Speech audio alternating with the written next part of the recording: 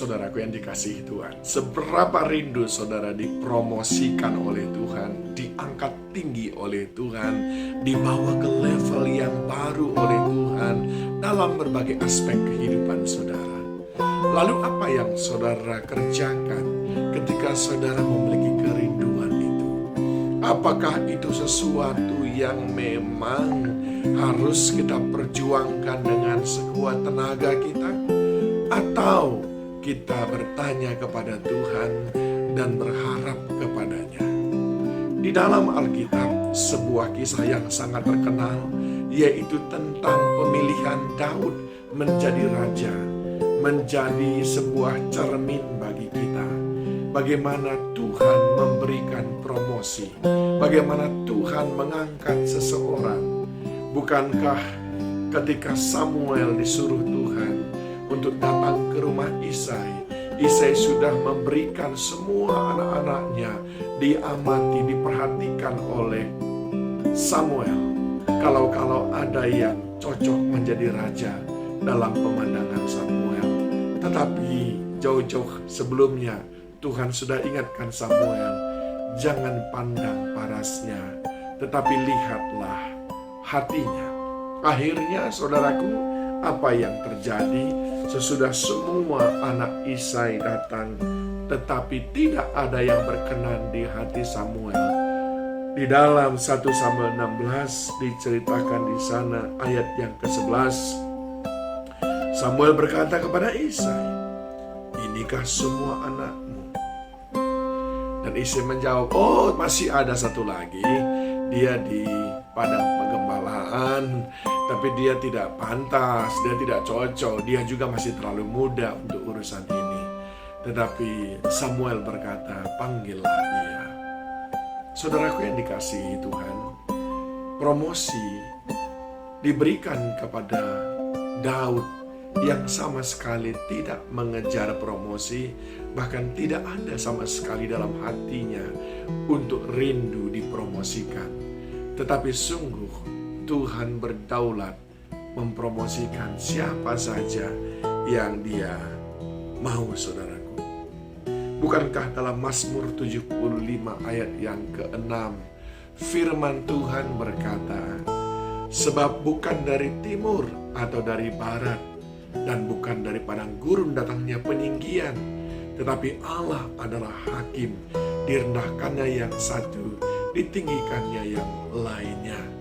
Saudaraku, Daud ditinggikan oleh Tuhan ketika dia terpikir pun tidak untuk mendapatkan peninggian. Demikian firman Tuhan ini tadi mengatakan, maka digenapilah firman itu ketika Daud tampil di hadapan Samuel, maka Tuhan berkata kepadanya, "Urapilah dia."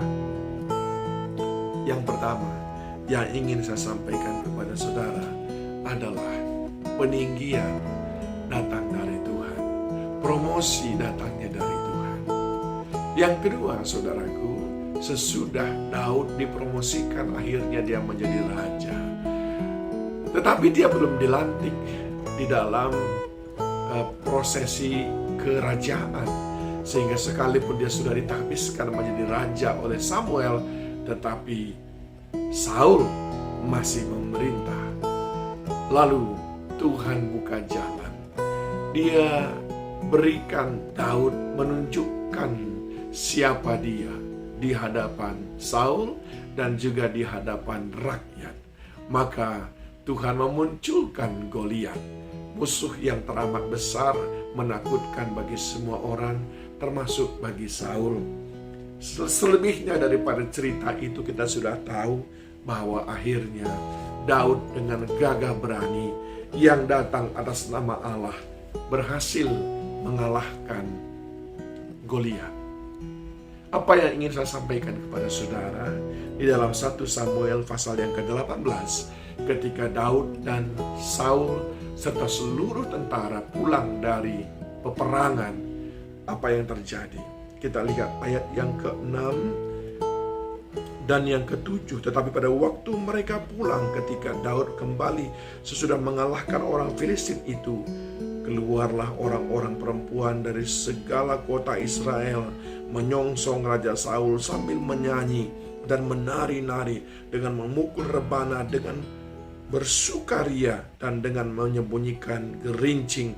Dan perempuan yang menari-nari itu menyanyikan berbalas-balasan, katanya, Saul mengalahkan beribu-ribu musuh, tetapi Daud berlaksa-laksa. Saul memang hebat, tetapi Daud lebih hebat. Yang kedua, peninggian itu datangnya dari sesama manusia yang sudah melihat karya kita, yang sudah mengenal dengan baik siapa kita, yang tidak pamrih, yang tulus, yang tidak menunda-nunda pekerjaan, yang senantiasa penuh belas kasihan. Dari sanalah datangnya peninggian, saudaraku. Kalau demikian, satu, peninggian dari Tuhan. Kedua, peninggian dari sesama manusia. Lalu apa yang harus kita lakukan? Yang pertama, kita harus sabar menunggu waktunya Tuhan. Bukankah dalam kitab Yesaya 40 ayat 31 berkata, tetapi mereka yang menanti-nantikan Tuhan, mereka seumpama Raja Wali yang semakin hari semakin kuat karena Tuhan memperbaharui kekuatan mereka. Sabar menantikan waktu Tuhan. Jangan pernah mendahului Tuhan untuk mendapatkan promosi. Itu sebabnya gak usah mempromosikan diri sendiri, apalagi membeli orang lain demi menyukai kita. Gak perlu. Biarlah Tuhan yang mempromosikan. Bukankah waktu Tuhan pasti yang terbaik? Yang kedua, saudaraku, apa yang perlu kita lakukan? Mari kerjakan bagian kita, lakukan yang terbaik sebagaimana Saul melakukannya sampai akhirnya dia dipuji oleh orang dan berkata, Daud mengalahkan berlaksa-laksa lebih daripada orang lain semuanya. Jangan saudara sibuk mengomentari pekerjaan orang lain, tapi sibukkanlah diri saudara mengerjakan apa yang bisa saudara kerjakan. Beri yang terbaik, lakukan yang terbaik. Kalau berusaha yang terbaik. Kalau mengajar menjadi guru, jadilah mengajar, jadilah guru yang terbaik. Kalau pebisnis, jadilah pebisnis yang terbaik. Kalau jadi pelayan Tuhan, jadilah pelayan Tuhan yang terbaik. Dan dari sana akan ada peninggian. Tidak ada piala atau piagam untuk orang yang pandai mengomentari pekerjaan orang lain. Tetapi firman Tuhan katakan dalam 1 Korintus 3 ayat yang ke-6-8. Aku menanam, Apolos menyiram, tapi Allah yang memberi pertumbuhan. Ayat yang ke-8 dikatakan, mereka itu baik yang menanam maupun menyiram sama-sama menerima upahnya. Tapi tidak orang yang hanya sekedar mengomentari pekerjaan orang lain. Ayo, lakukan yang terbaik.